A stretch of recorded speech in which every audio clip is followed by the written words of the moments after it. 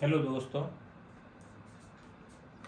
तो हम इससे पहले वाले वीडियो में ओवरव्यू देख चुके हैं। अब हम स्टार्ट करते हैं अलवार सेक्ट्स के बारे में। ठीक है, अलवार के बारे में हमने पिछली वीडियो में देखा था कि जो भक्ति आंदोलन था तमिल में, अलवार नयनार दो सेक्ट्स के रूप में सामने आया और उनका मेन वही था, जैन और बौद्ध धर्म के विरोध में आया था इन्होंने। ठीक है, जैसे हम देखते हैं अलवार। ठीक है, अलवार शब्द का शाब्दिक अर्थ देखने को जाएंगे तो अंत ज्ञान रखने वाला, या जिसको हृदय में आत्मिक ज्ञान होता है उसको बोलते हैं अलवार। शाब्दिक अर्थ में देखेंगे तो अलवार का मतलब ये होता है। ठीक है, और अलवार शुरुआत में सबसे पहला पॉइंट मैंने यहाँ पर भी यही लिखा है कि जैन और बौद्ध धर्म का विरोध कर रहे थे ये। ठीक है, हाँ, क्यों विरोध कर रहे थे?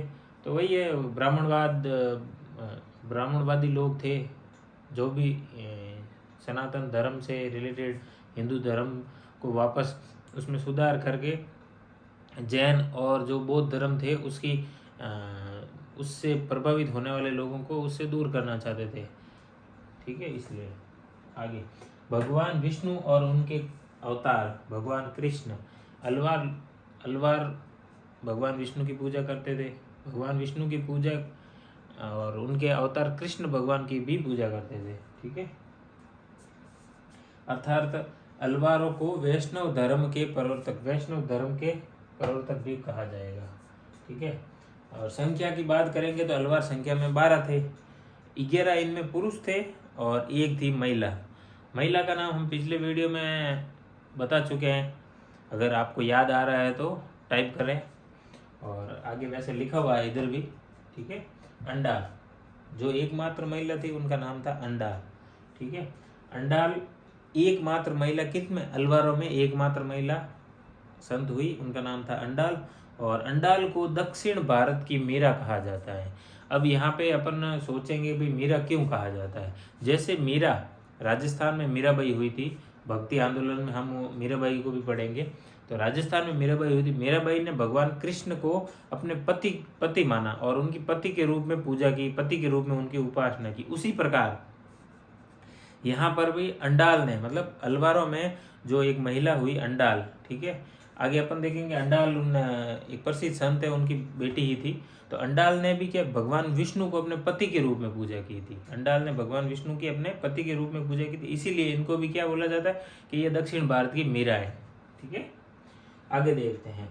अलवार संतों ने जो कविताएं लिखी, जो भगवान की स्तुतियां, कविताएं, गीत संग्रह किया, उन संग्रह को अपन नाम पिछले वीडियो में भी बताया, यहाँ भी वापस अपन ने देखते हैं कि नल्लरिय दिव्य प्रबंधनम कहा जाता है। ठीक है, और इनको तमिल वेद भी कहा जाता है। ये इंपॉर्टेंट बात है, अपने को याद रखना है कि भाई तमिल वेद किनको कहा जाता है, तमिल वेद किनको कहा जाता है। तो नल्लरिय दिव्य प्रबंधनम को तमिल वेद कहा जाता है। और ये क्या है, ये अलवार संतों ने जो भगवान की कविताएं, भगवान के जो गीत गाए हैं, लिखे हैं, उनका संग्रह है। ठीक है, आगे देखते हैं। अब हम संतों की बात करते हैं। अलवार में कौन कौन से संत हुए? तो अलवार संतों में सबसे पहले अपन देखते हैं पेरी अलवार। ठीक है, फिर है नम अलवार, फिर है तिरुमंगई अलवार। ये 3 संत हुए। ठीक है, वैसे तो 11 है टोटल, लेकिन मुख्य रूप से ये है 3 संत। ठीक है, पेरी अलवार, नम अलवार और तिरुमंगई अलवार। ठीक है, ये मैंने बताया था ना, अंडाल एक संत की बेटी है या एक संत है, उनकी पुत्री है। तो वो संत ही पेरी अलवार है, पेरी अलवार की पुत्री ही है अंडाल। ठीक है, जो नम अलवार है, सबसे प्रसिद्ध संत में नम अलवार का नाम आता है। अलवारों के संत, सबसे प्रसिद्ध संत कौन से थे, या सबसे प्रसिद्ध नम अलवार। ठीक है, सबसे प्रमुख थे। और इनकी एक रचना है तिरुवैमोल्ली, नाम याद रखना, तिरुवैमोल्ली। क्यों याद रखना है? क्योंकि ये तिरुवैमोल्ली दिव्य प्रबंधनम का ही हिस्सा है। ठीक है, आगे जाके दिव्य प्रबंधनम का हिस्सा बनी है।